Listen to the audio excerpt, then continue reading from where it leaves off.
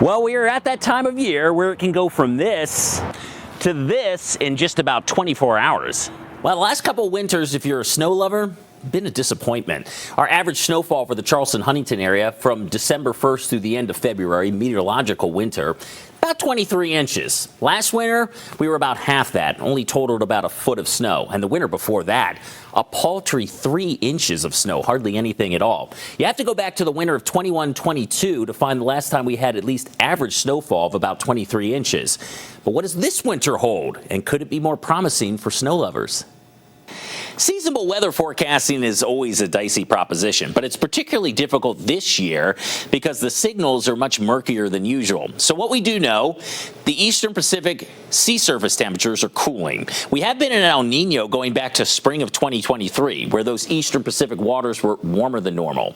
They are starting to cool. So normally trade winds, which blow east to west across the Pacific, that tends to force warmer surface waters off to the west for this time of year. And if those trade winds are particularly strong, what happens is a process called upwelling, where colder waters beneath the surface get brought to the surface itself. We oftentimes see this on a smaller scale when hurricanes pass through the Gulf of Mexico. So you'll have 80, 85 degree water temperatures suddenly get cooled to 75 degrees because of the wave action churning up the ocean and bringing those cooler waters to the surface. So that's what's happening in the Eastern Pacific right now. But how dramatic is it going to be? That's the big question. Now, scientists have long known that whether it's El Nino or La Nina, that can have a big effect on weather patterns across the globe, let alone the U.S. And typically in a La Nina winter, you have stronger than normal high pressure across Alaska, which forces the jet stream to the north. So you get a big ridge out in the western part of the country that dips into a trough across the Ohio Valley in the Midwest. That can result in a very active storm pattern for our neck of the woods. And usually those storms track either over top of us or just to our west. So we typically in a La Nina winter see wetter than average conditions. Whether that leads to more snowfall, it's kind of 50-50. Sometimes we're just plain rain. The storm path is to our west. But other times, if things line up, the winter of 1995-96 was a moderate La Nina winter, and it was record snowfall. That's the biggest snowfall in our area, climatologically speaking. That was a moderate La Nina. This is not a moderate La Nina. In fact, it may barely qualify as a La Nina at all. So what you're looking at here are forecast models for this upcoming winter. I know it's a little jumbled here, a lot of lines. These are all individual models, and they're forecasts for sea surface temperatures in the Eastern Pacific. So right here, that's the 0 line. That's basically normal Pacific water temps. They're all suggesting cooler than normal water temperatures. But in order to even qualify for a weak La Nina, it has to be at least a ½ degree on average cooler than normal.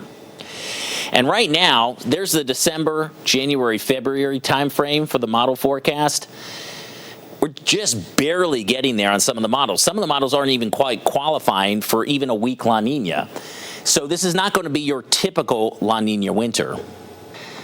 So I went back over the record books to see if I could glean any patterns from some of the weak La Nina winters in recent years. And if you're a snow lover, it's not good news. Remember that paltry 3 inches I talked about from the winter of 22-23? That was a weak La Nina winter. 2016-17. Weak La Nina winter, 7 inches of snow for Charleston. In fact, the only winter over the last several weak La Ninas that exceeded average was 2008-2009, and it was only by a couple of inches here. Now, something I did notice was that a lot of Decembers in weak La Nina winters were average temperature or colder than average and a little snowier than average. And we're kind of seeing some of that lining up in the short-term weather signals looking ahead the next 2 to 3 weeks. It does look like there's the potential there for some winter weather. We've already seen that here with the storm leading up toward Thanksgiving. So I'm thinking right now that there will be more cold and snow potential through the first 2/3 of the month of December at least up to about Christmas or so. There's some signals, though, that we could flip toward a milder pattern by January, and that could linger into February as well, which would obviously limit snowfall potential for the second half of winter time. Also, in this kind of pattern, anytime you have storms tracking to your west, that presents a problem for ice, particularly in the mountains where you tend to have an easterly flow that can lock in colder air over there, and you can get sleet and freezing rain potential. So, does not bode particularly well in terms of cold or snow around here.